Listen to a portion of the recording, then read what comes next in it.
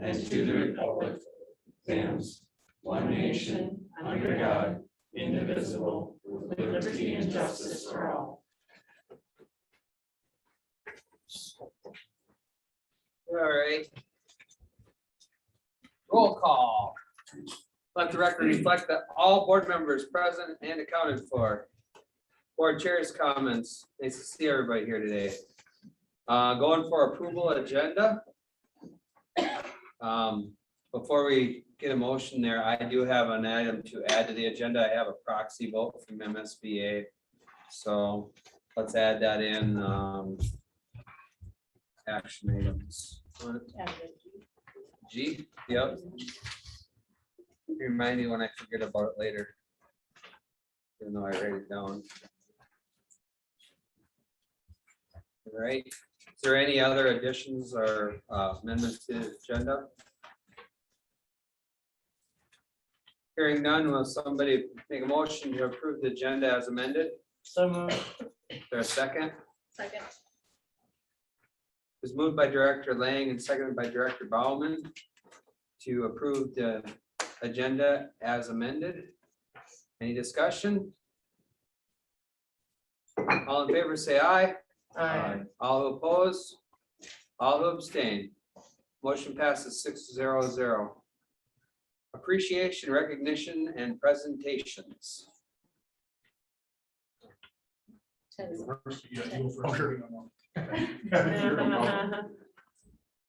So I'm happy to have Matt and Natalie Pollanch here today.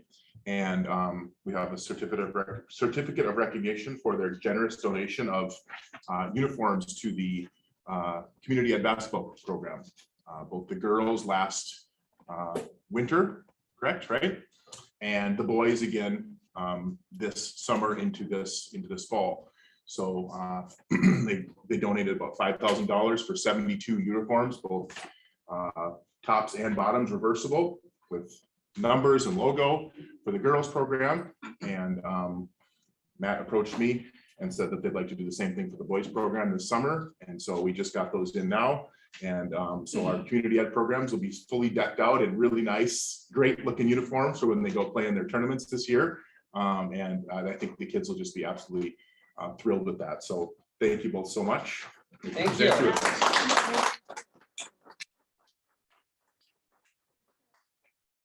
We should get a picture. Yeah, sure. Where do you want to do that? Yeah, stand up. Michelle, take it. Right, guys want to come over here? Yes, come on. Yes, the whole board. Yeah, for sure. We want to get that. Paper. Sorry. You're in the back. Yeah. Maybe I should go to the back.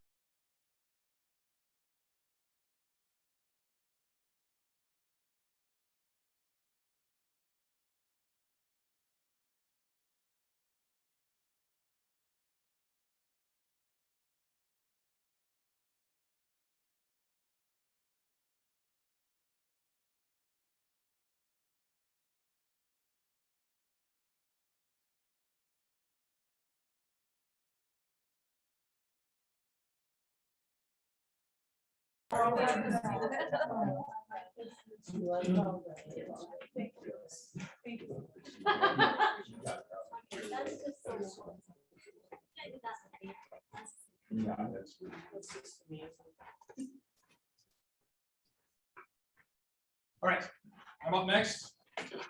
Last week was our homecoming week, and it's been a crazy couple weeks, especially for student council, getting everything organized. Our grade levels had to nominate, our senior class had to nominate people up for homecoming royalty. And then 2 weeks ago, all the grades had to vote on our homecoming court and royalty. And tonight we have our king and our queen here tonight. Our queen is Callie Van Erden, and our king is Brady Brown. Go ahead, stand up. We had coronation last Sunday here in the cafeteria. That was the good attendance and live streamed, and all throughout the week they were able to wear their crowns and kind of flash their smiles around school. And we recognize another football game as well, and all throughout our week of celebration. So congratulations. Thank you. Thank you. That's good.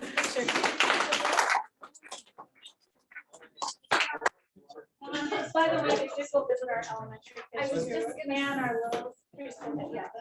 I was gonna say, when you guys visited the elementary school, oh my gosh, those kids love it. And I played with the littles in the gym. That was really fun.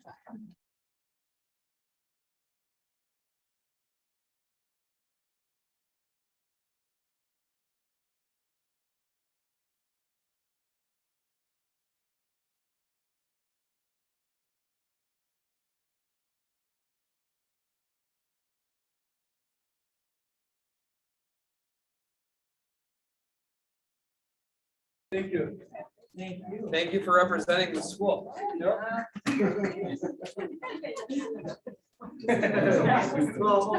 sure, absolutely. Thanks, guys. Thank you. Thanks, kids. All right. Any other presentations? All right, recognition of citizens for input purposes.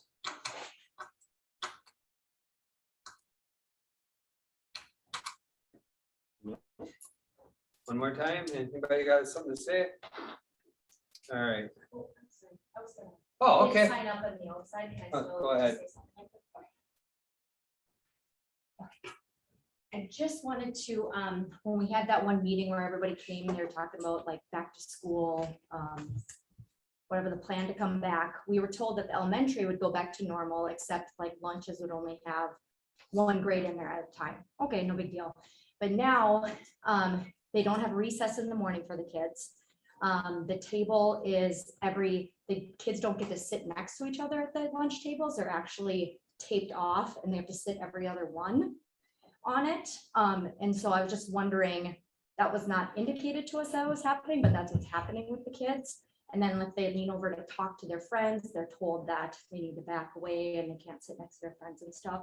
So I just wanted to kind of address that and kind of see if we can maybe actually go normal, because they're sitting with their classes. And so in the classrooms, they're sitting next to each other, but then at lunch, they're separated with the same exact people that they sit with in a classroom all day. So I'm just wondering if maybe we can actually have it normal for the little ones. So, and then the other thing is, I wonder if we could address the length of recess for the kids. Because by the time they actually get outside, when it's nice out and they don't have to put all the gear on, they maybe have 15 minutes. And then in the winter months, when they have to go get all their gear on, they have maybe 10 minutes. And I've witnessed this myself. I go and have lunch with my kiddos and then we go outside, and literally by the time they're outside, they can't even really play a game and they're going right back in. So I know a lot of surrounding schools have much longer, like a half an hour reset, like the actual recess time. And so I think just how intense, school is for the kids. They have to sit for long periods of time. There's lots of research out there you can go and look at that these kids actually learn better, test better, have higher scores generally across the board, either having more often, shorter, but more often recesses throughout the day or longer ones for their lunch. So just want to address that and see if we can get maybe something, worked out for these kids so they have a better learning experience. Thank you. Thank you. Thank you.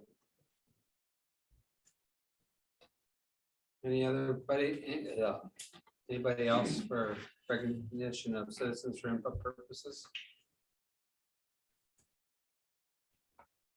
All right.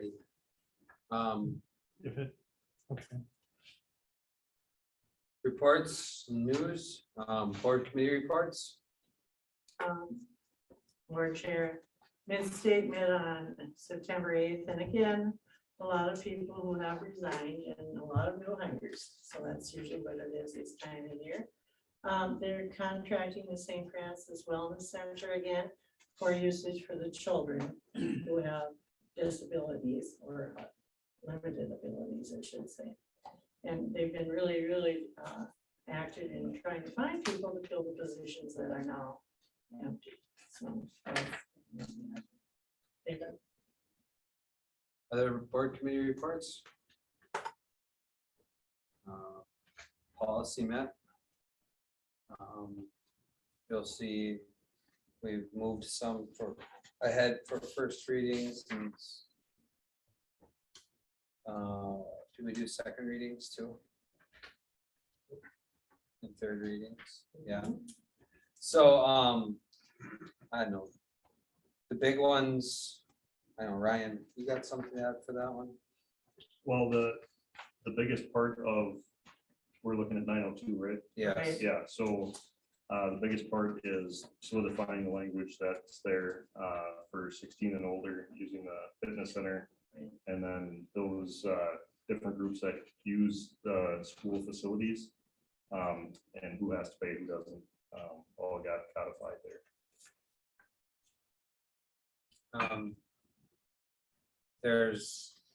We met, I guess the big thing that needs to be brought to the board is 902 appendix is the fee structure, is that right?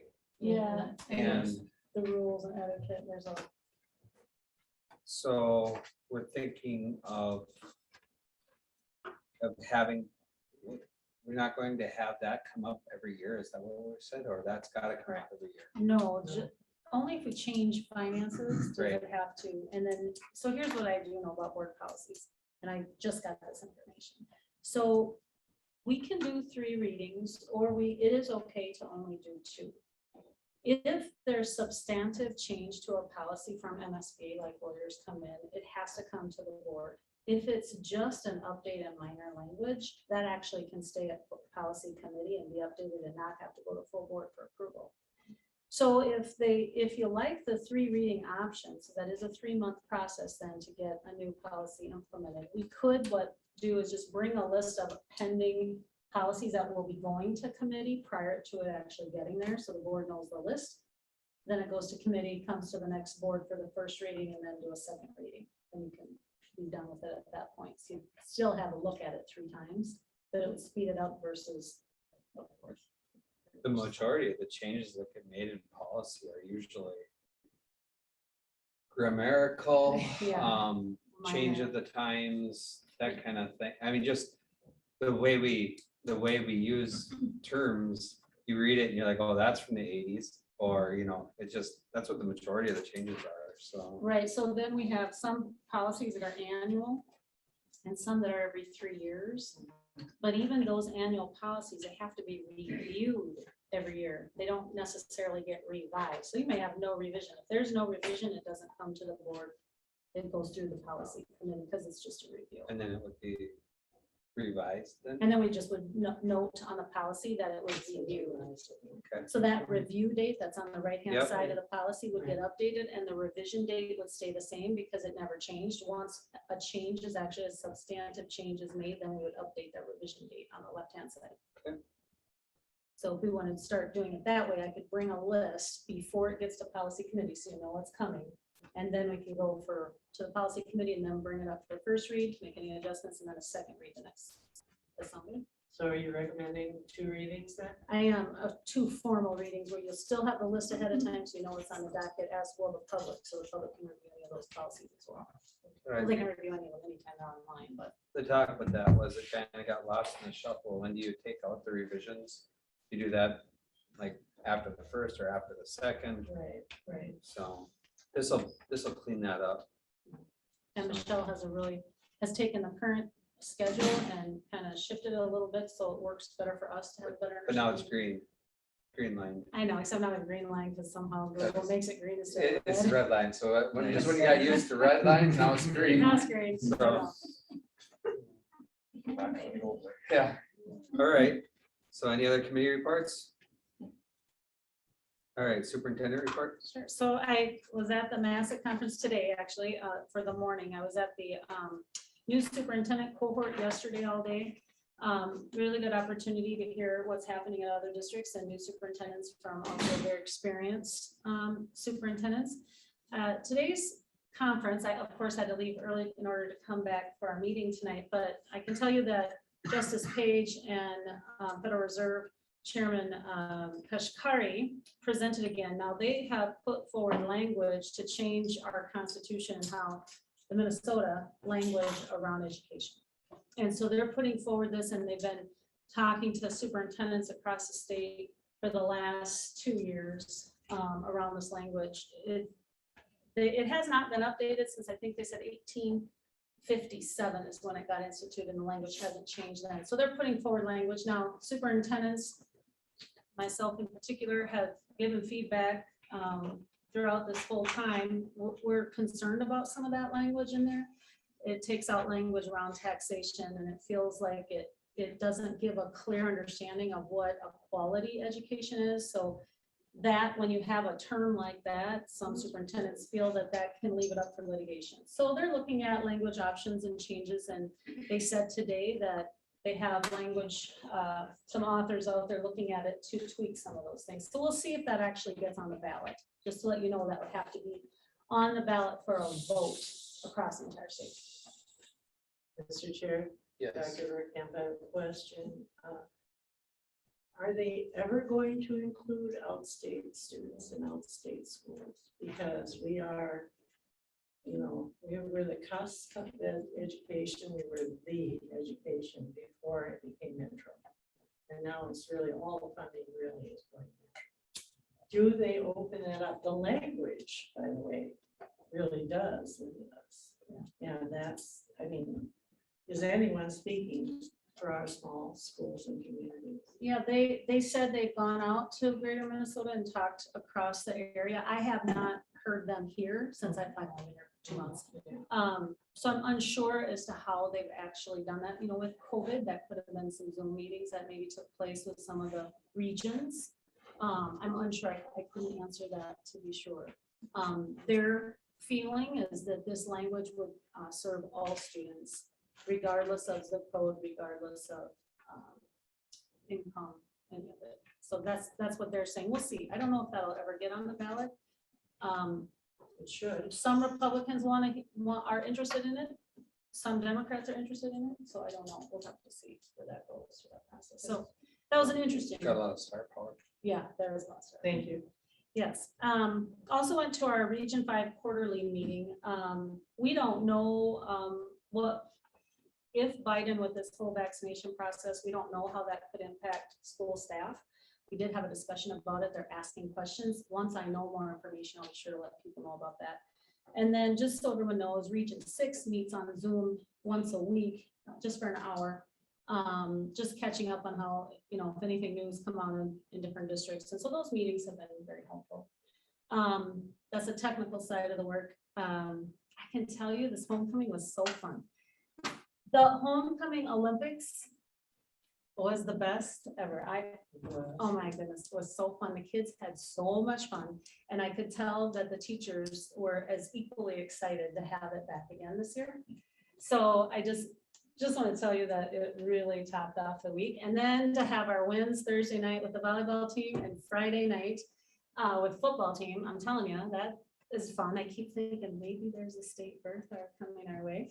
I do also want to let you know Thursday night, and Michelle got the picture and it's posted all over, but we have a picture of our student body with the holding forward student body at the volleyball game with the referees, and all taking this great picture because they were so enthusiastic and it was a packed house and they really supported our volleyball players. And that is true sportsmanship. And I was just so proud of our students. I was proud of our parents. I mean, what a testament to our parents. And I just have to tell you that really, really made my week. So it's really awesome. So that's all I have. All right. Principal's report. We're gonna, excuse me, share. We've had several IEP meetings, special ed this year, so I've sat in on those. And I just really want to compliment the teachers and the kind of communication that's going on there. I mean, it is so thorough and caring. It's not hurried. And we've tried to emphasize people over tasks. The tasks will come together, but I think those people working with the students and then working closely with the parents, meaning the special ed teachers, really deserve some recognition. So it's just been, I need to sit there and just admire it. So I want to share that so you can feel good about some of the work that's going on with the parents. And the parents just feel, I can tell, it just feels so good and so cared for. So try to it's important to get things done and get tasks done, but put people first and working as a team first and letting those things come from that. So I wanted to share that. And then over the weekend, I went to a wedding of a student who graduated from Royalton. He's 34 now. And maybe you remember Nathan Benuza. I don't know if any of you do. His dad, Jim, was a longtime Royalton resident. And my son was in that grade level, so I knew quite a few of the families and kids who were at the wedding. It was at the Regency. And I've driven by the Regency, St. Germain, downtown St. Cloud many times. It looks like nothing from the front, but you go inside there, it's beautiful. So that was really good. But Nathan, I don't think he minds me saying it. He was an awkward, socially awkward, physically awkward, got kidded quite a bit, but he never lost his self-determination and his own self-esteem. And he participated in things in a small school that he never would have had an opportunity to do. He was on the football team, the baseball team, the basketball team. Well, he amazed me. He lived across the street, so he was over at our house a lot. And I thought, Nathan, I don't know what you're going to do in life, but good luck to you. And, he is an attorney working in Minneapolis, a very successful attorney, and he's grown into just an intelligent, handsome young guy. He's met and married a wonderful woman, and he gave a little talk, and he said, well, he's a Glee fan, and I don't know much about Glee. I know it's a musical. And he said, a quote from Glee was, you can have everything, but you can't have everything at once. But looking around, all my friends today and my wife, I got everything all at once. And I just want to thank you. And what I want to say about it, these young guys and women, you'd just be so proud of them. So if anybody says what comes out of Royalton, that would have been a great evening. I mean, they've really matured, and it was really pretty special. And the parents also talking, memories, but sharing about the school. So I think that was a particularly close group, but I think the school had quite a bit to do on how some of those kids have done. They've got attorneys, dentists, business owners. So, share that.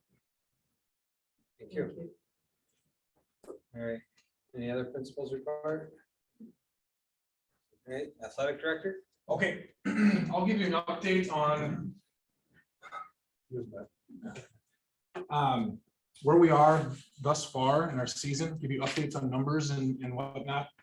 So take a look at our numbers. First of all, junior high football with 28 participating. That's lower than anticipated as far as football is concerned, but I can tell you it's right on par with all of our other CMC schools.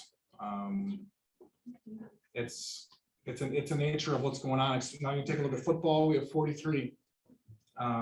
Holding Ford, Eden Valley, Painesville, they're all in the high 30s, low 40s, just like us. Those are our section opponents, those are our opponents in our schedule. So they're right in line with us. I mean, there's one school I know that they have 0 sophomores out. So coming up, it's going to be difficult. Now, I had a conversation with the Painesville AD about this, and I said, what's going on in your school? Why aren't kids coming out? And last year hit them particularly hard. For one reason or another, they didn't want to come out, shortened season. They like not having anything in the fall and September, whether they want to hunt and fishing or whatever it may be, they just didn't come out. And now they're not coming out again. So trying to do some things where we're kind of boosting some numbers. I know the varsity coaches are encouraging the kids to go to flag football tonight, and they're going to tackle football to help out, because not only we strap for coaches there, but it also gives them a face. The guys on Friday nights that you get to see running up and down the field, that's going to be you one day. So they're doing some things to kind of help that out, and I'm sure Ted's appreciative of having those guys out there too to help out. So we're building. Volleyball, we're in an awesome spot. We have 21 junior high volleyball 21 junior high volleyball players. It's pretty well evened out. 12 for 7th grade and 9 for 8th grade. Those are great numbers. If we can sustain that throughout their time in high school, that'd be perfect. It allows for all the girls to get involved. It allows all girls to get sets. And our CMC schools are right in line with that as well. The big surprise for me is the volleyball numbers. You take a look, we have 20 ninth graders out. Now, I know there were a large group last year as 8th graders, a large group as 7th graders, a large class in general. 20 is a good, healthy number. And I'm glad we have that many out. It can be challenging to get all the girls sets and get girls in. So they're having to do some things with, okay, these girls are gonna, these are gonna play tonight, and then they rotate. It's the nature of having so many, and then some of the teams that we play, they show up with 8 girls, 9 girls, you know, so we're in a good spot. We were able to get up to Little Falls and play 2 ninth grade C squad levels and 2 junior or JV levels. So we were able to get everybody sets in, so that was nice. And then moving up, those are pretty typical numbers there too. Cross country is lower than it was last year. Some of it is we had some people in volleyball and football participating cross country because they get going right away. So those people have migrated back to their other sports, but we did have a larger senior girls group graduate. So that's kind of where you see some of those low numbers for females. So those are our overall numbers as we sit here for the fall. Can you scroll down just a little bit, please? So where are we at for our seasons? We're about midway. We scheduled out 17 volleyball matches. We had 2 last week. We've got 2 more this week. So we lost against Browerville on Tuesday. We won against Holdingford on Thursday. So now we're 6-8. Football is now 4-0. Last week we had homecoming. Cross country has been competing about 1 meet a week. Last year they had one on, was supposed to be on Monday, rained out, moved it to Tuesday. This past Saturday, they went to Malacca, where there's hundreds of schools at this event, hundreds of buses. And we had a girl place 20th, Erin Borish placed 20th in that meet, so that was pretty awesome. So that's kind of where we are right now. It's kind of a snapshot for athletics. We're already in October here this week. So we're getting down to it. QRFs are starting to come out. So if you're interested in those, volleyball isn't calculated as of this morning. Football is. But I kind of like to see where similar scores and try to kind of hypothesize. One big push here is something that's, it's not just a local thing, but it's a regional, it's a state, it's a national thing. And that is we need drivers for athletics. And I put out a plea out to my coaches. I know Principal Swenson's put out a plea to parents. I know Dr. Weirkamp put out a plea as well. It's increasingly hard to find drivers for athletics. So if you know of anybody that wants to travel to the game, get paid to drive the bus, and while they're there, get in for free, contact Galen. I don't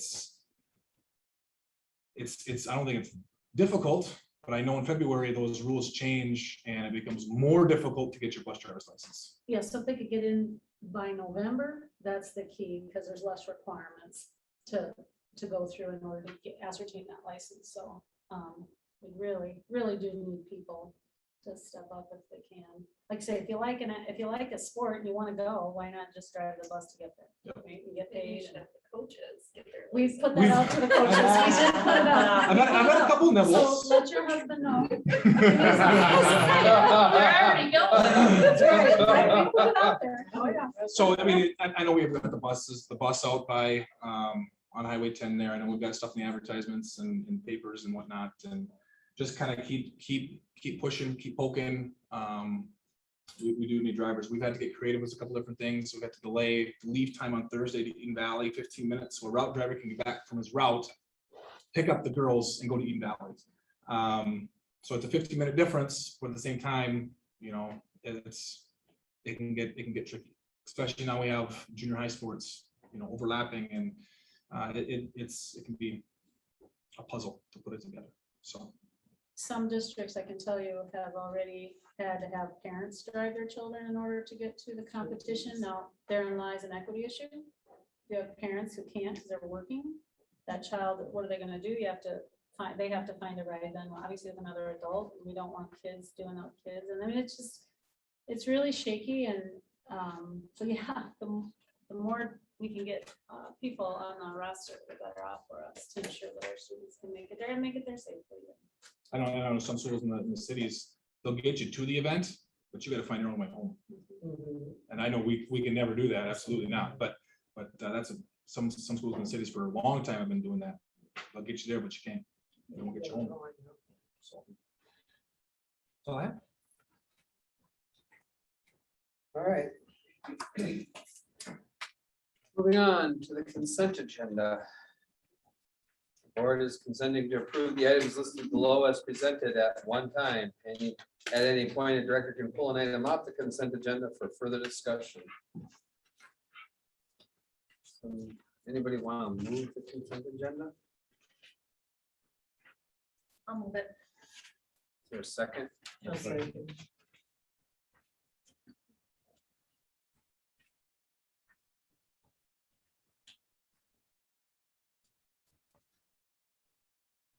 Moved by Director Bauman, second by Director Lang, to move to pass the consent agenda A through D, including approval of, well, including, I'll just go through them all. Regular board meeting minutes, claims, accounts, and financials, approval of resignations and approval of new hires. Carrie Luderman, elementary substitute teacher, Becky Bisdock, preschool and speech para, Amy Kruger, tech integrationist, Andrew Hagman, media center tech support, Kim Holman, paraprofessional at the high school, and Nolan Frank, high school substitute teacher. Is there any discussion? Any discussion? Hearing none, all in favor say aye. I, Aye. All who oppose? All who abstain? Motion passes 6-0-0. Discussion, information, and action items. Approval of donations by resolution. Here we go. We've got, we're going to be moving the $1,000 towards the Royalton girls basketball program and $3,000 towards 5th grade deep portage trip. So somebody that'd like to introduce this? Sure. I will introduce it. Member Garrett's introduced the following resolution as it and moved its adoption, whereas all information is included in your packet. The Royalton Wrestling Club for $1,000 towards the Royalton girls basketball program. The Royalton American Legion for $3,000 towards the 5th grade deep portage trip has generally offered to donate to the Royalton School District. Whereas the conditions of these gifts are included in the packet, therefore be it resolved by the Royalton School Board to gratefully accept these gifts. The motion for adoption of the foregoing resolution was duly seconded by member. Hofstad. And upon a roll call vote being taken thereon, the following voted in favor of. Director Hofstad, will you call the roll? Director Bowman, Abstain. Director Garrett, Aye. Director Hackett, Aye. Director Hofstad, aye. Director Lang, I, Director Roaring. And the following are voted against. And the following have abstained. The foregoing resolution was approved this 27th day of September 2021, 6-0-0.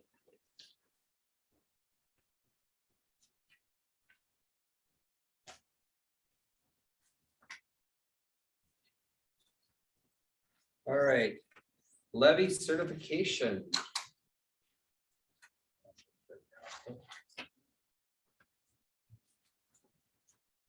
Do you have any questions? Everyone had it, so, tonight's the night we have to go ahead and discuss and approve our levy at preferably maximum. If you, yep, they just put it up. What I did is I wrote down our levy for, this is gonna be the 21-22 levy that will get paid out in fiscal year 2023. We're always levying a year ahead of time. So some of the things I just want to go through rather quickly. We won't spend a lot of time because I know we're gonna hopefully approve maximum on the levy and we're not gonna under levy. The thing I want to talk about is the equalization factor, and this is why it's always important for us and for our children to levy the maximum that we can because of the equalization aid that's tied to our levy dollars, to our local dollars. So right now, what we have is the biggest piece of our revenue, besides our mortgage payment, is our local optional local optional revenue. And it's a mix between levy and aid. So basically there's two tiers to this. It used to be board approved, which used to be a $300 board approved and a $424 LOR. 2 years ago, the state combined that and gave the board authority over and gave us a $724 at two different tiered equalization rates. And the reason I'm putting these little captions to the side is that local optional revenue is the only revenue that's tied to referendum market value. And in layman's terms, that's your homestead and 1 acre. That's how they determine the equalization factor for your local optional. So tier 1, the levy has a 43.11358 equalization percentage. So if you look here, all the percentages are on those rows on how our aid and levy are tied together.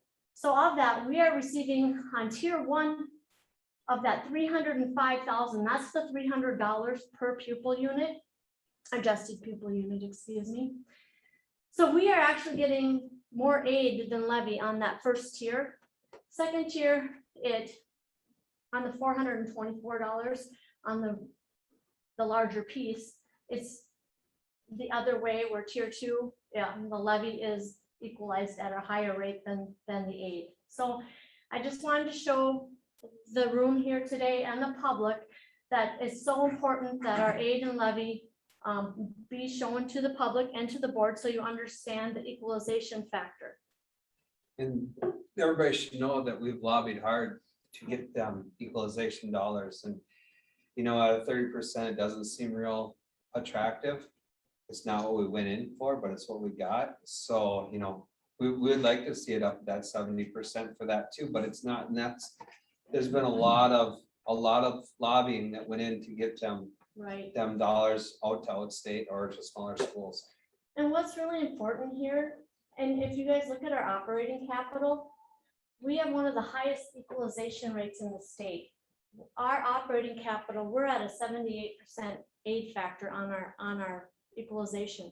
So when you start under levying, you're taking away all these aid dollars that are tied to this levy. So it's super, super important for the community to understand that when we levy on local property taxes, we are also getting aid on those dollars. So if you go down a little bit to the bottom, so transition is basically our hold harmless. What that does is it provides a district with a guarantee for there's districts that have a higher revenue base than property poor districts, which we're probably at one of the bottom, close to the bottom. So there's just a little bit of hold harmless there for us. And there are certain aids and levies that are restricted fund balances. That means you can only spend them in that fund balance, and they're acquired for just those things like repairs. Operating capital is a good example. It's for the betterment of facilities. I can't go and use operating dollars for that, like salaries and benefits. It's restricted for that purpose only. So those funds can only be used for that purpose. So if you go down to the bottom of the slide, keep going a little bit. These are all the different categories and components that go into our levy. We have the operating capital, which is restricted. We also have a transition, which is our hold harmless. We have an equity that's part of our basic formula.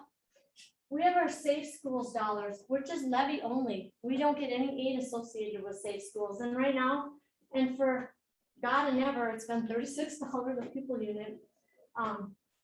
Last year, we did get a one-time adjustment, an increase. We did put it to good use, but I'm hoping at some point, they have done a lot of changes in GASB and UFARs on how safe schools dollars are used. So hopefully we'll get a little more money for that. Career and tech levy, we get an equalized aid for our career and tech, but you have to have an approved program. And Royalton does have an approved program with the state of Minnesota. We have a business program and an ag program, industrial arts ag. So we're hoping to get, if we get 3 teachers because you get a third of it. Anytime you levy, you're gonna get a third of those dollars. It's a 33% payback. So if we get 3 teachers, it's gonna pay for 1 whole teacher. So right now, we will have 3 teachers this coming year once our ag teacher is fully certified, which his license is through, so I'll be able to levy for that. So if you want to go down just a little bit more, oh, that's okay. Long-term facilities maintenance, that's also a highly restricted fund. Again, that is used for facilities. We can't pay wages out of that. It's health and safety projects that may come along, or it used to be deferred maintenance. It's kind of a foldover. So we have very restricted access to how we can use those dollars. And most of this is in that 33 to 38% equalization. And then on the bottom, we have our LTFM debt service. That's our payback on we had a $2 million bond that we borrowed against.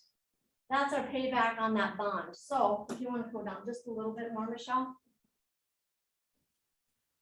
So basically, we are generating some aid on that.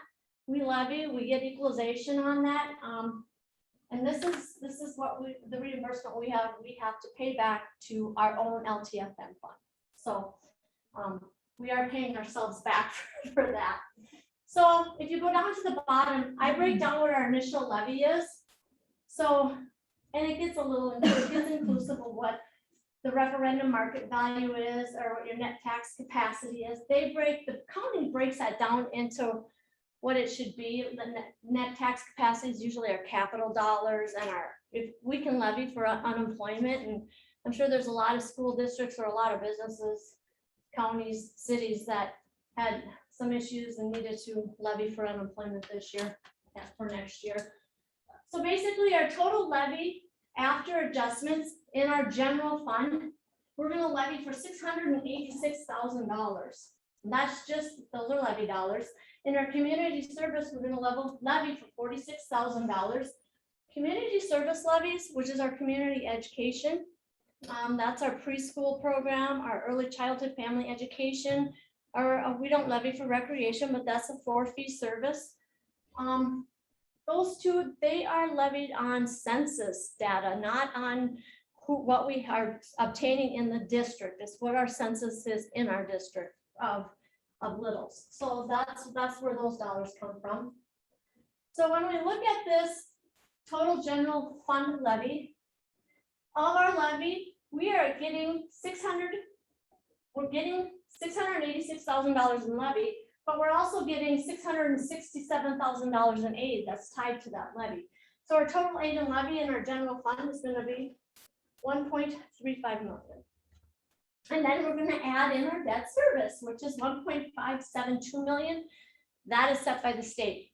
So we don't get to decide what that's going to be. That's 105% of what it is. And you can under levy and over levy on that. That's an automatic set from the Minnesota Department of Education.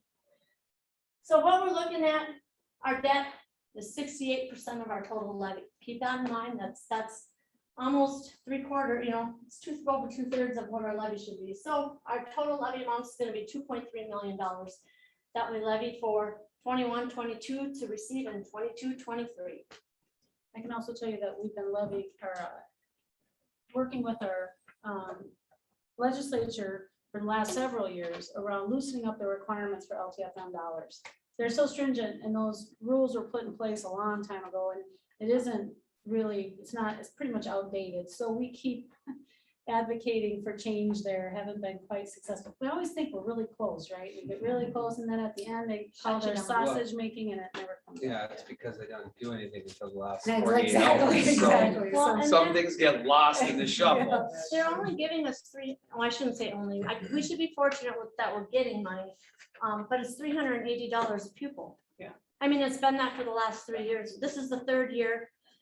We need increase because Just like your Safe Schools levy, we've been asking for additional dollars. It gave us a one-time to basically doubled our money for 1 year, which is great, but it's one time. So there again, they haven't done anything on increases for that for a long time. So we keep advocating, and they talk about it, some promise yes, and then. Yeah, haven't had it. I don't remember the last time that was increased. Oh, it's. been I've been, yeah, in a long time. Well, they didn't have their lobby data last year because of COVID, and that's gonna set us back, because I just felt like we got somebody when we went down there, Right. or got somewhere. Yes, Don, do you know just roughly in Minnesota, how many school districts actually have an operating levy, right? So there's two things, right? There's a building levy and an operating levy, right? And we obviously, this portion's our building levy, Right. but typically, We have oh. We have a bond. This Okay. is a building bond. Levy, building bond. 70% of the districts in Minnesota carry an additional operating levy that gives them additional operating dollars.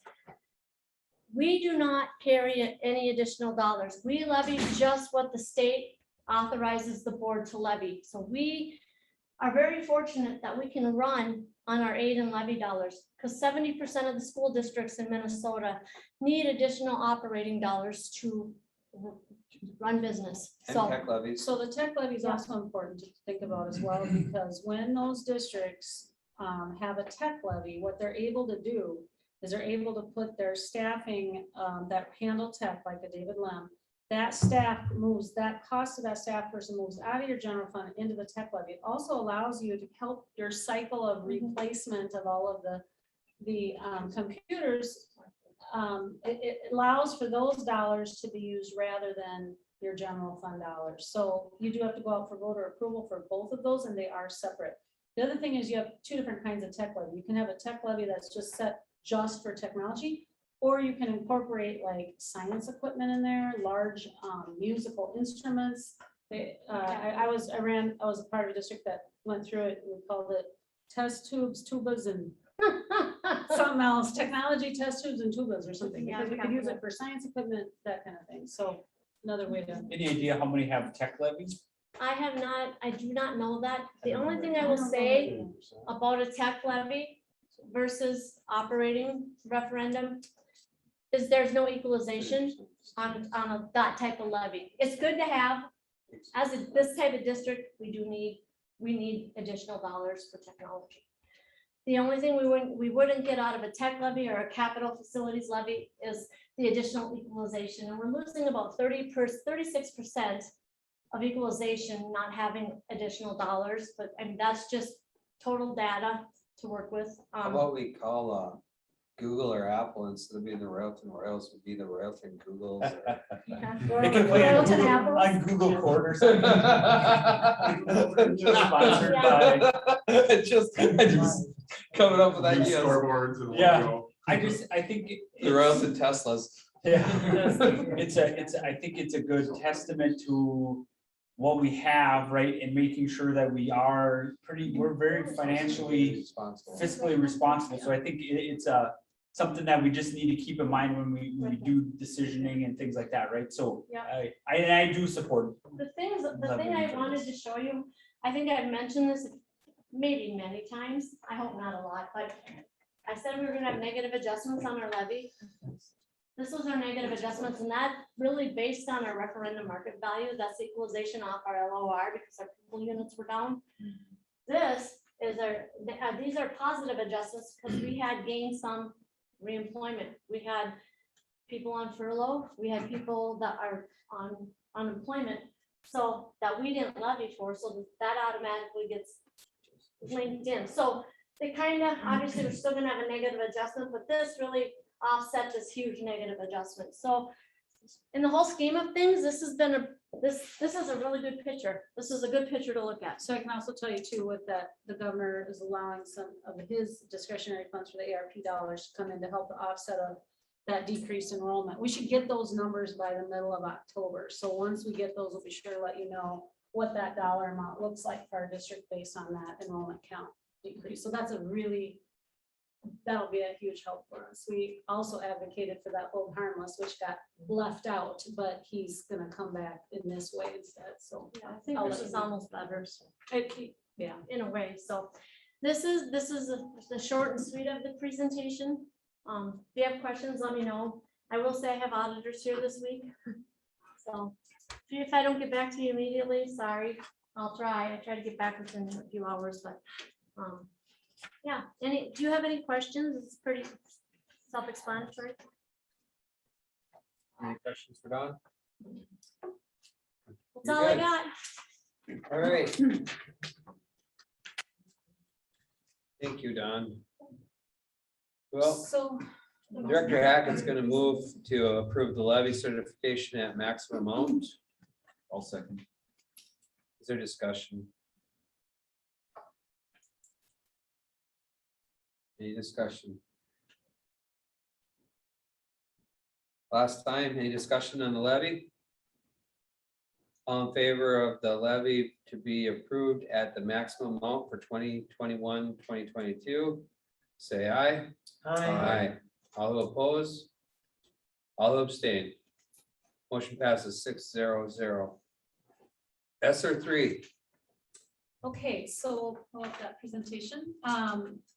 So as you know, our due date in order to submit our application to MDE is October 1.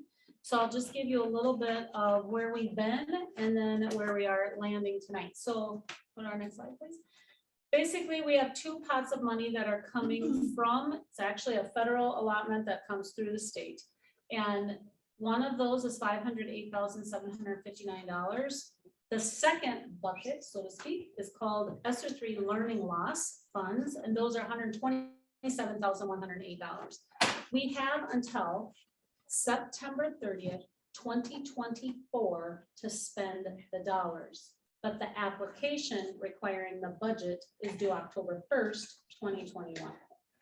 So I say that because when you see what we're proposing, it'll make sense as to kind of a why behind it. Next slide. So here's some requirements of how we can and can't use the funds. So we have to gather input from staff and parents and community for how we're going to use them. Also from our American Indian Parent Advisory Committee, we need to gather input from them as well. Superintendent. So everybody knows that that wasn't the requirement, but it was a requirement that we have it. It's a, that group wasn't a requirement from the ESER 3, right? Yeah.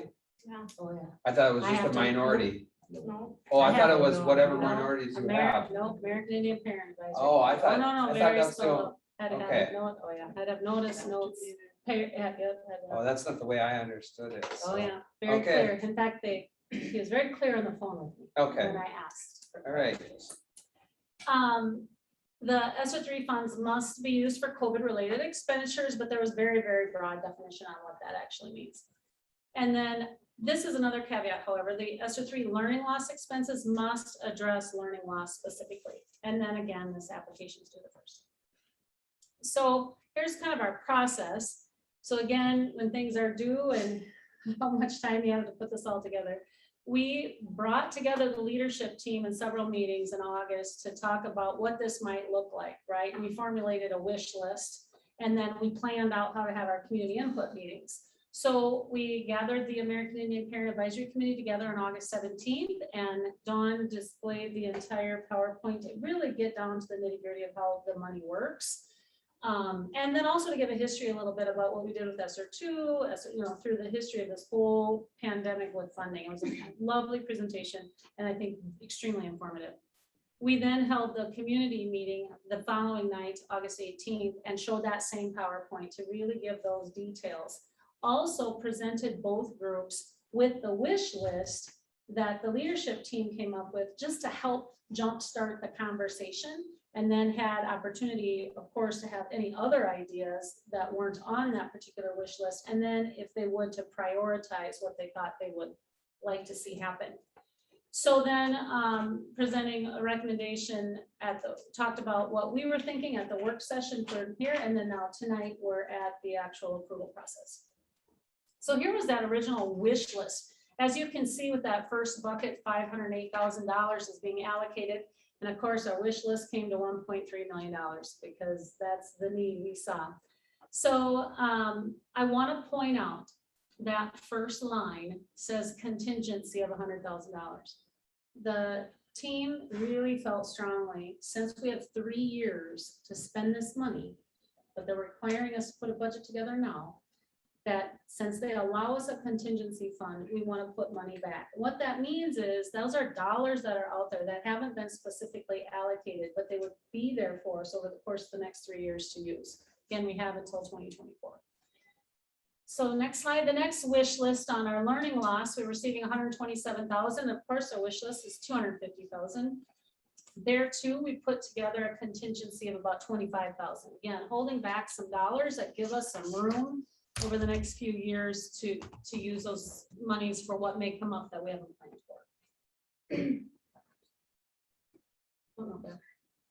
for. Okay, so I just kind of want to show you this. We had with the ESSER 3, if you look at that column, ESSER 3 priorities. So we had our group 1 or group 2. That was the night we had our community meeting. We had 2 groups, 2 separate groups, and talking through it.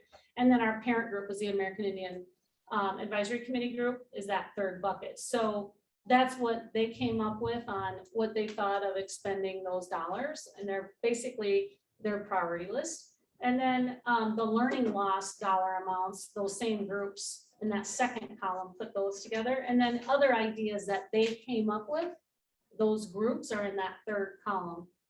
Then at the bottom, you see what's written down there. Those are emails that I received. Some people couldn't go, but they emailed what they thought they'd like to see. Then next slide. We took that information and basically coded it. And what we found was 10, the heaviest response was on technology, seconded by HVAC and mental health. And then tutoring and summer school, they were kind of in that same frame. So kind of gathered those together, reading specialists and then robotics. One thing we did, we went and checked with MDE to find out if robotics would be an approved expenditure. They said it would not, because it doesn't run through the general fund, it runs through our activities account. So they said no. So we're working other options, looking at a grant that we can work with the Initiative Foundation to actually give us some dollars to help keep this robotics, actually build on it and make it more robust. Next slide. So after that coding, the team sat down and pulled that information and came up with this. We're recommending those contingency funds, even though the community didn't have those as their first priority.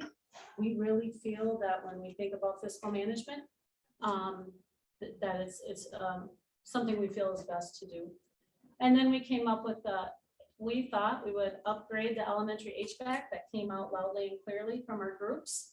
And then our tech use. You can see how we would update about 10 to 12 of our smart boards. If we were to do all of the classrooms, it's several $100,000. So we would just start with the 10 or 12.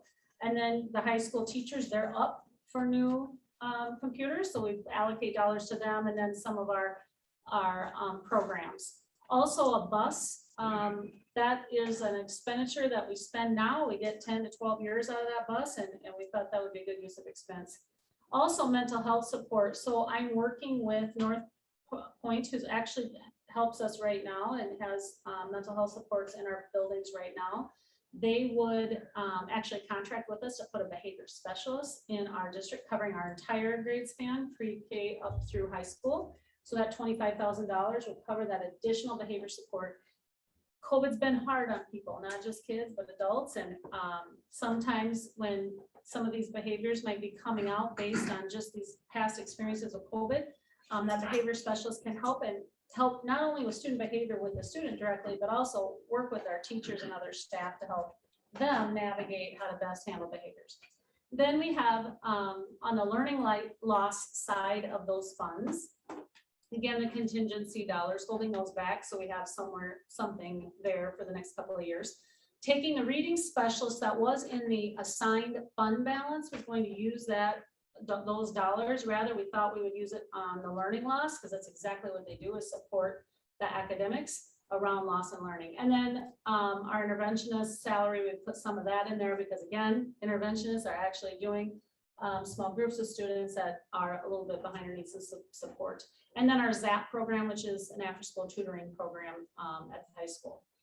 So just so you know, any purchase over $5,000 must have pre-approval. That bus did get pre-approved. They're okay with that type of expenditure, but all of these others, we just have to get their pre-approval. They say not a problem because it's already been supported by what those funds cover in their explanation. So let me go back one slide, please. So this is our recommendation to the board tonight. on how to use these ESSER dollars, both sides. In our conversation from the work session and from the community feedback that we received was the idea of making all of our buildings, both buildings, up to date on the HVAC. So in review, based on that information and feedback, the team went ahead and looked at some things, and here's what we are also recommending to the board. Is, next slide, that we believe we could update all of our HVAC, so we'd have 2 other rooms to do, 2 other spaces to do. The elementary gym project would cost us roughly around $72,000. That would put air conditioning in our gym. As you know, we had over 60 kids in our gym this summer, and it was hot. It was times too when the smoke came from the fires that were occurring in Canada. We couldn't have our kids go outside on the playground. It was not good air quality. And then you have a gym that's not well air conditioned. Well, that's not going to be fun, and summer is a choice. So those kids can opt right out, and we'd rather have them opt in. So we looked at that project and felt like that is something we could think about doing. Also, to get our high school finished off, all of the other sections are done except for one. That would run us about $199,400. So the total of that together is $271,800. In our assigned fund balance currently is $370,500. If we used those set aside dollars to offset the cost of both projects, that would give us a remaining of $98,700 in that particular area. Now, please keep in mind in that previous slide, we were pulling out the reading specialists out of that, which we were going to allocate some of those $370,000 to, rather use ESSER funds, which so that would have left those dollars here. Now we would apply it over to the HVAC unit. Another option would be, rather than use the assigned fund balance, we could use the unassigned fund balances of $1.7 million. If we use the unassigned fund balance, that's going to bring that dollar amount down to 1.5 million, which is about 23% of expenses. So I want to go back to the conversation we had about the operating levy. Currently, with a $1.7 million fund balance, almost $1.8 million, we're sitting at about 27% of expenses. When you don't have an operating levy, that's a good number to be at. We don't have a fallback. We need to have a fund balance that's healthy. And remember that that unassigned fund balance means just that you can use it for anything. So you want to keep that healthy. 27% is healthy. That makes everyone feel good. We're comfortable. We're okay. If that goes down to 23%, we're still okay, but it makes me a little nervous. I'd much rather see us at 25% up to 27, 28%. It just, when you don't have an operating levy, you don't have a tech levy, all of those expenses come out of here. I feel like that needs to be a healthy number. You are bringing the assigned fund balance down, which we had already allocated to do some of that, but part of that money is there to do just these type of projects. Please note as well, and Tony's not here to explain, he can do it so eloquently, it's his wheelhouse, but the HVAC systems that we end up putting into our buildings, that can give us 50 years of life. So we're spending some money now that we don't have to talk about after we're gone. They won't be talking about it. So can you go to the next one?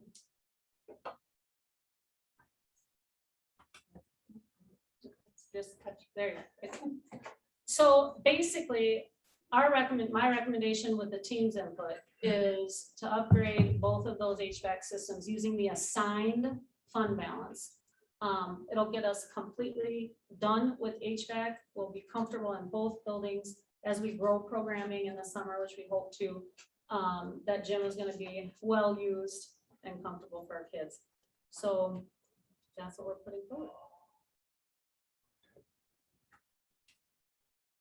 That's not up for both. The second part, just the ESSER part has to be tonight because I have to submit that on the. Right, I first. know that, but this is what we asked you to come back with, was a recommendation, Yep, so. Talk about it for a minute. Does anybody like that? Personally, I'd be just fine taking it out of the unassigned fund balance, but still think it's about 13% too high at the No. end of that deal, but No, no. we have a difference. of You and I do. opinion. If we had an operating levy, I'm good with 12 to 17%, but we don't have. I'm a farmer, we pay stuff on the pick method, we put the bills on the table, we pick which ones we're gonna pay half of. Yeah, well, And pay once a year, right? it doesn't work for schools. I know that, Pay but once a so, I'm okay having that conversation. Go ahead. Don, if so, to do the second part, you would recommend this, this would be your recommendation to as far as the onsite, because I kind of tend to agree with Randy on that, but I don't know. I agree with the assigned, we already have it there for roof HVAC projects, and we Yep. still have 98,000, that'll give. If this reading specialist, you know, if this comes to a need that we have, it pays for 2 years, the two years we still have. Yep. The unassigned, I feel warm and fuzzy at 25, 26. It's hard if something major happens and you don't have money there. I've seen things go south really fast in the district, and it takes 3 years to recover, if you can recover. So I just feel warm and fuzzy when we have it. I got to tell you too, I've seen an $18 million fund balance go to negative 5.8 3 years. So I've watched it, so maybe that's why I'm more conservative. I don't want to be in Fun that. on the way though. Whew. Yeah. Coming back up. It's a wild ride. I guess not. Not Oh. really, not really, but. No, I mean, I'm okay with it coming out of the assigned fund balance too, because that's what it's there for. I really think the project needs to get done. I think it's a quality issue for the people that work in the building, for the kids that are in the building. I mean, how many places do you go to that aren't air conditioned anymore? Well, old churches. I mean, Well, and the other thing I wanted to add to that, not that I want to add a lot, but there are other needs that are gonna come up out of the unassigned with salaries and benefits and things like that. So I feel that because this is designed for this is the right wheelhouse for it. Dr. Bauman. I just have to, just want to confirm. Pumping money into the elementary, I think it needs it. I just want to make sure we're not thinking in 10, 15 years, oh, we outgrew this elementary, now we have to build a new one somewhere. Like, I'd hate to spend this much money now, and then in a few years, we think we're gonna build a new one, which I don't foresee, but I don't know if it's in the back of anybody's minds. The only thing I think about that though, is even if you did decide, if the district decided 10 years, 12 years from now that they wanted to do something like that, you just had 12 years of a really comfortable gym as we're trying to grow our summer programs. Right. And I don't know, you know, maybe this summer was an anomaly and hotter than others, but what if it is more consistent? The kids aren't gonna be in there. Well, I guess you could always. use it as a Regardless. Different type of. End of April is gonna be warm, always is. Yeah. So warm now. And then my other, with the contingency, which is totally fine, but we have, I mean, our list was way more, so we have things that if we don't use the funds out of the contingency and we use other funds, we're gonna have plenty of stuff to use those for, right? Yeah, Okay. we'll spend money. Okay. I just want to make sure that we're not like diversity. Because no, we just don't want to make, I think the concern of the group was, anything COVID taught us was nobody knew how to live in a pandemic, right? And all these things happened that nobody was prepared for. And so we're just like gun shy. We don't know what's going to happen next year. We don't know 2 years from now. And if I know we have those dollars and there's a real need, we can use them and our general fund isn't bothered. So I just feel there's too many unknowns and I just don't see us having an issue spending money. All right. Well, I ain't here, We want to ask some questions about this. not really.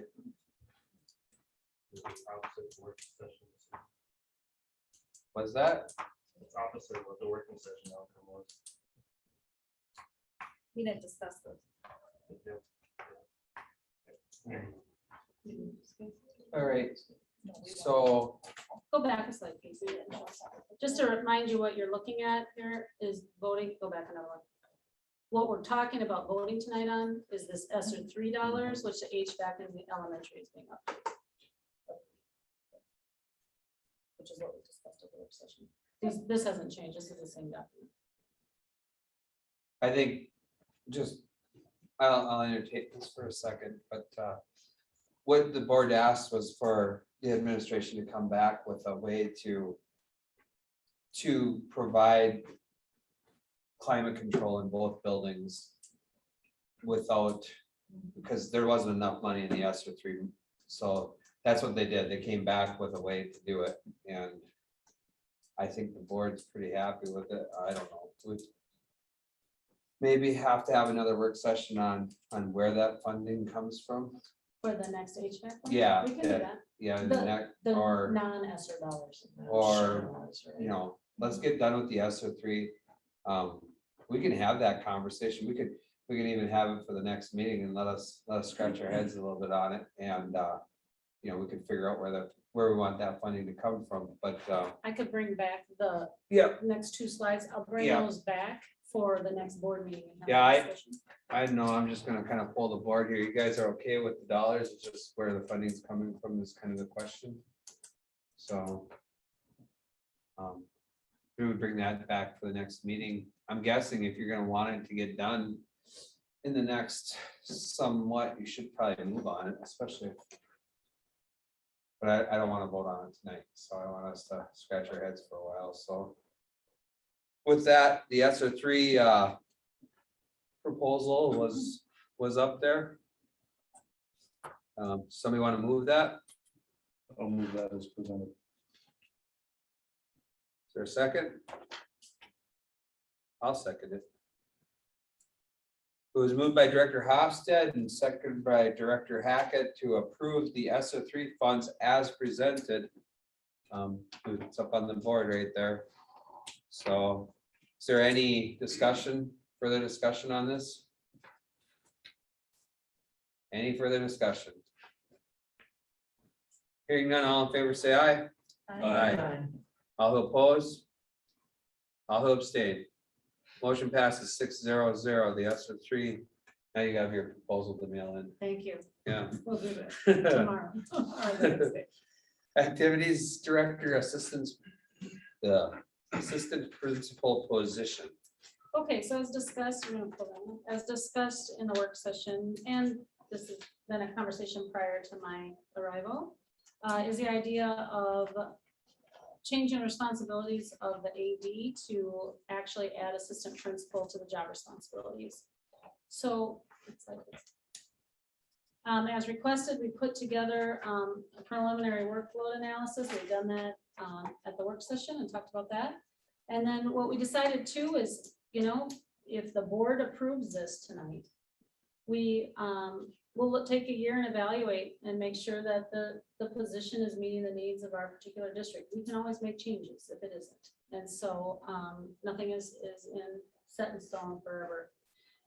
Next slide.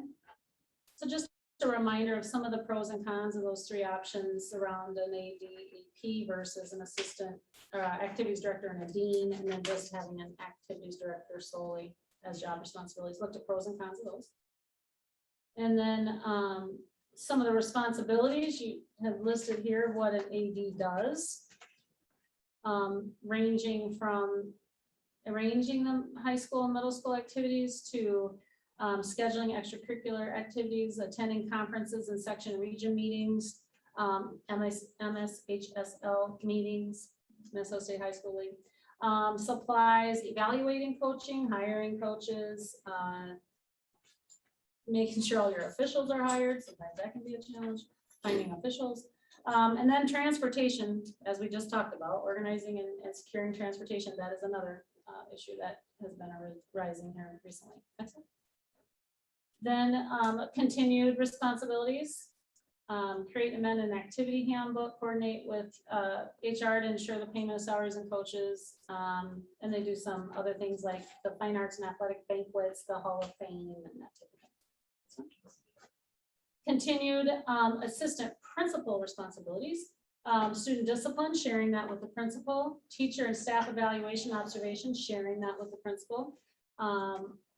online learning coordinator, managing some of that online stuff that happens with our students, especially during COVID. Participate in weekly admin meetings, participate in development, evaluation of educational programs, assist in hiring and orienting new staff, supervise operations in the principal's absence. And mind you that an AP here could do that in either building. So if we needed assistance over at the elementary, they can provide that as well as provide it for our early childhood and kindergarten rooms that are in this building. Also assist with safety inspections, drill practice, and crisis management. Along with that is that relationship building with students to find out if they're in any personal crisis themselves, to avert any potential negative self-harm or harm to others that could occur from some of that. The next slide. IEPs, they can attend those meetings and share that, of course, with principal. Pbis coordination, we have started Pbis in our secondary, and that's been in place for a couple of years now. They can lead that work and ensure that it's consistent across all grade levels and teachers. Assist with developing the master schedule, that's always challenging. Monitor student attendance and truancy, collaborate with faculty on enforcement implementation of regulations, and just talking about what's working, what isn't around systems. Because the most important thing you can do when you have a school is set systems so students know exactly how they're supposed to move and handle themselves during a building. Sometimes you get systems that work and sometimes they don't. So the idea of the assistant principal is helping ensure that we get the ones that work. Conduct our assistant investigations. That can be with staff and students. Once you have an assistant principal, they can conduct investigations on students as well as staff, and AD cannot, especially on staff, nor can it be. Next. So basically, Joel put this together, and I apologize he wasn't able to be here tonight. But he basically kind of did a graph to kind of say, like, through the year, what does the trend look like on workload? And you can see that the orange is the assistant principal workload, and the blue is the AD workload. And you can see in August, the AD work's going to be high because that's when you're setting up your fall sports. It rises again in December because you're handling your winter, and then you get into April and May, and because you're dealing with your spring. But on those down times, that's when the principal work is going to really move up. Now, it doesn't mean that they're not doing any principal work during those other months. It just means it might be less than. And that's where he and Joel work as a team to ensure the work gets done, things don't get missed, but there's shared responsibility. That also includes supervision. So the principal can help supervise some of those games so the AD doesn't have to be at necessarily every single game. That could be taxing sometimes on a schedule. Next slide, please. So the rationale, there are ebbs and flows to a school year, especially in regards to the AD. Nice thing is our current principal was the AD, so he knows that job very, very well.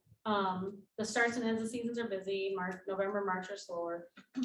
Spring can be busy when you have weather issues, we all know. And then, so the ebbs and flows will impact availability throughout the year and can vary from week to week.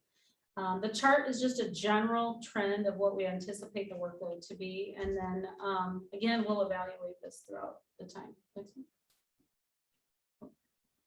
So recommendation is that we move the current AD position to be an assistant principal / activities director position.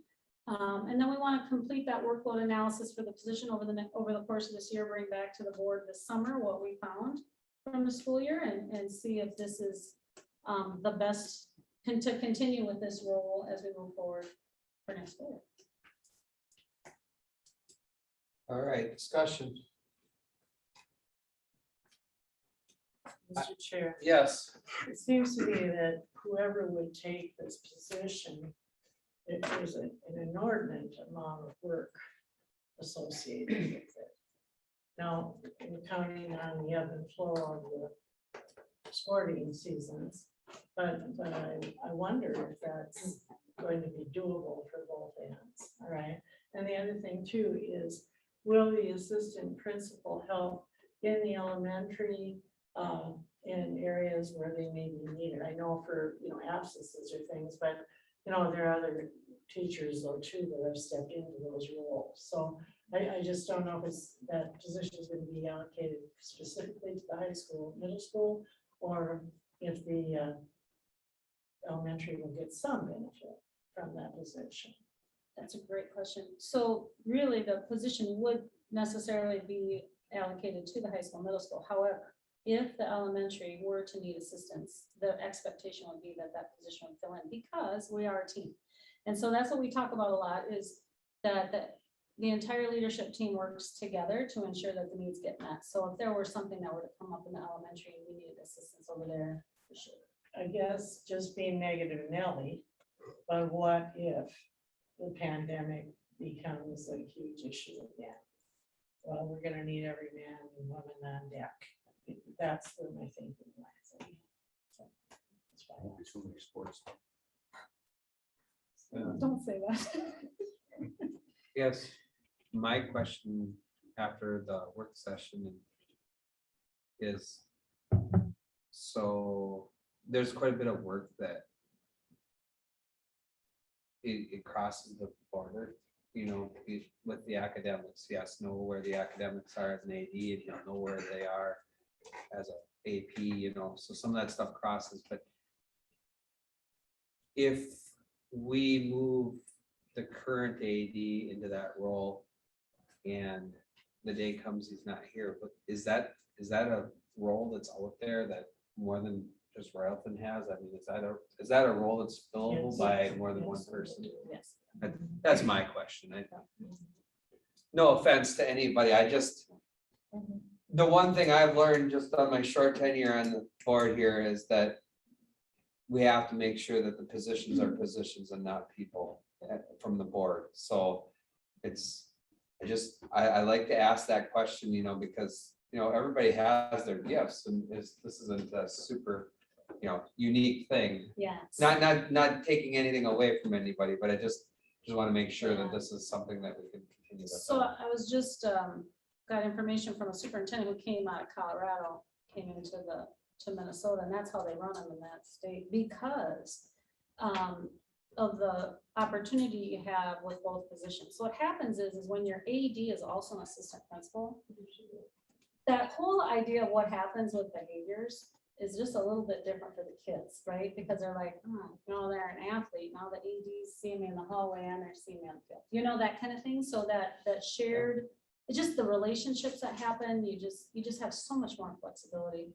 And as we see the challenge with athletics, I mean, and other fine arts activities, it's nice to have an assistant principal in that role as well, because again, they can help with some of those investigations in the event you were to have something like that, which of course we don't ever want, but.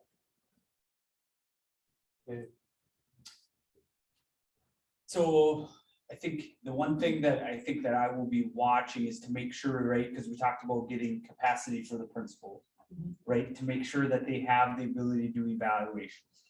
To me, that is going to be the one thing that I will definitely be, you know, if we, like you said, if the board moves ahead with it, that's something that to me has to happen, right? And I guess if it does move ahead, that'll be the question that I will ask, right? Because that was the notion that I know that spot can take many things, right? You proved it and showed the list and it's responsible, but I know opening capacity for the principals to do some of those evaluations are going to be top on my list too, to make sure that they happen if this is approved. Yeah, that's good. I agree. And I think more than, and even along with evaluations, it's just doing walkthroughs. It's really important. I've been doing them myself and I will continue to do them. We need to do them as a team so that we all have our look fors and we are on the same page of what we're seeing and understand what we're looking at. So having that opportunity for all of us to function as a team, to go in together is a great opportunity, I think. Any other discussion?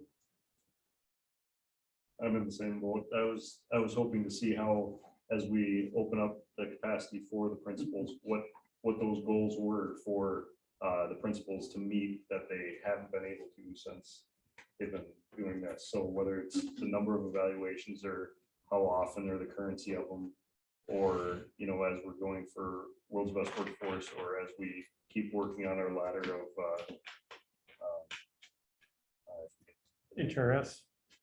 Yeah. So. Yeah. Yep. Okay. Well, I have one thing on this too, that if we approve this, I would like to see us take action for that dean position that's open and cancel that out. Because that's still laying out there.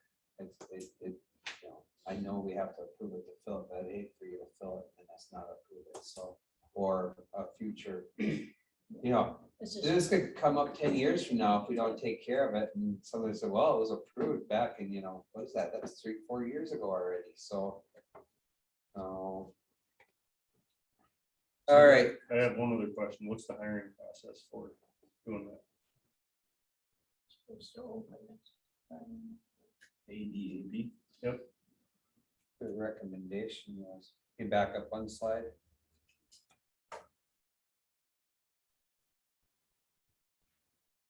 That was the recommendation. move the position. Yep, but how do we fill it? So that just says our current AD position turns into an AD. We can easily post that position and have an interview process. I do know in other districts that superintendents have had the ability to just place those and not even go for board approval in some cases. But for us, we can easily go ahead and post a position. and interview for it. No, I'm good either. I was just asking because the same as in a year and we look at it and say, this isn't working. How do we take somebody out of that position? Well, do you propose this as a temporary position? Is that what you're saying? And then reevaluate it in a year? No, I don't Or want to. are you proposing this as a permanent position, which makes a lot of more sense for the candidate? Yeah, I definitely want to post it as a permanent, so I don't consider it an interim position. What I mean about evaluating is, is it, what we're hoping for, is it really fitting our needs? We should be doing that with every position, right? You look at your structure of all your departments, and there are times when a structure worked and it's no longer working. And so you need to shift positions and change positions. I don't find that to be a temporary, I find it to definitely be permanent. It's just the idea of we're going to evaluate to ensure that we're getting what we want out of that. And we make a shift if we need to in the future. Well, personally, I feel the person that we now have in the AD position would be more than well qualified for the AP position. I really do. And I don't know why we would have to go through the whole process. And yet, nobody has asked you to mind. Have they? Have they asked you? Ask me about. If you would be interested in this? Yes. But I also understand that you have to make it, Yes. you can't make it fit a person, it's gotta fit. I know, that's Right. what, yeah, that's what you say, but the superintendent does have the right to appoint that position. Especially in these times, by the way, but in any time. And I did some research looking it up just because I'm a little crazy and get nothing but time. But she does have the right to do that, or he. And personally, I just feel why beat up a racehorse when you've already got it? I agree with you. I mean, really, I don't see any point in that. I just think why be so, don't take. Why waste the time, time just- and the money? I would agree with it, so. Yeah, and I mean, if you would be happy with that, I mean, I think you do a bang-up job, as Ted does, And Ted, I can give you another job if I had one. Thank you, Mary. Oh, really? I mean, seriously, these people do great work, and I think they should be, so really, I don't know. I mean, I think we need to make a motion that this position is there, and then I think we should leave it to our fearless leader to appoint whoever needs to be in that position. Okay, Is that a motion? that's the motion. All right, well, we're gonna pull out the fearless leader part. and- Oh, come on. And some- I like fearless leader. So it's moved by Director Lang to approve hiring an AD AP position. Is there a second? Director Hofstad was a little bit faster, so it's been moved and seconded to approve hiring an AD AP position. Is there any discussion, any further discussion? Any further discussion? All right. All those in favor say aye. Aye. Aye. All who oppose? All who abstain? Motion passes 600. All right, moving on to the FFA fruit fundraiser. Okay, so all. As we've done this before, fundraisers have to go to board approval. FFA wants to do their food fundraiser, it's annual. They're going through Mintex again. They want to start it October 18th to November 5th. Mintex, because of last year, is being able to push themselves to more online stuff. So they'll see online orders, but I also asked if people can do paper orders, money orders, cash, and that's also an option too. They're looking for pickup time between November 9th, 29th and December 21st. I know it's a month time, but they want to get people's hands up for the holidays, so. All right, somebody want to move this? Yes. Moved by Director Garrett, seconded by Director Hackett. Is there any discussion? Hearing none, all in favor say aye. Aye. All opposed? All abstain. Motion passes 600. Policy reading, first reading of policy number 902 in the appendix. Check them out. I think that we're going to come back next month and vote on them, so.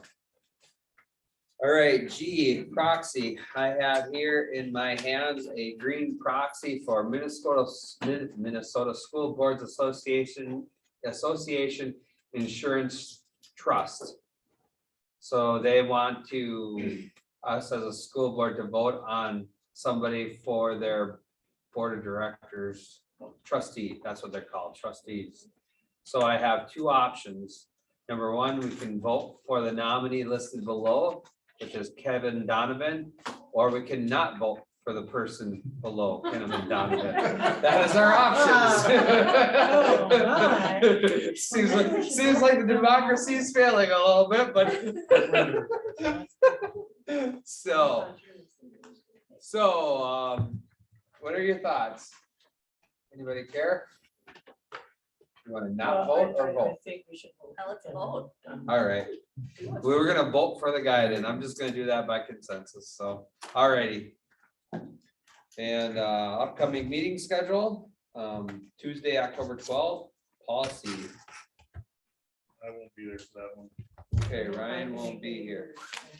What? I don't know if I'll be able to make that one either. I might Okay, have doctor's appointment, but I'll double check. Short meeting. Crazy, yeah, otherwise, whoops, it's just you. well, tell you what, if you find out you won't, we'll try to reschedule it. Okay. So, All right, yeah, I'll get back tomorrow. there's a finance, I'd like to reschedule that. I'd like to move it till after I get bank recs done. all It's right, hard to do cash flow. I don't even have the bank recs. you done. can contact the board members that are, Yeah, I'll get a hold of Michelle and Christine. And just I want accurate cash flow. yep, that's fine. Monday, October 25th is our regular board meeting. There's some scheduled committee meetings, but no one in our negotiations. Oh, yeah. So, yeah, next week, This would be- this week. All right. Now I'm looking for a motion so we can close the meeting for negotiation strategies as permitted by Minnesota statute section 13D.05 subdivision 3A. One, okay, moved by Director Garrett, Second. seconded by Director Lang. Any discussion? Hearing none, all in favor say aye. Aye. All opposed? All abstained. Motion passes 600. We'll take a 5-minute recess. The only business that will be done after the negotiation strategies is to come out of closed meeting to end the meeting, to adjourn the meeting. Time is 7:34. We'll reconvene at 7:40.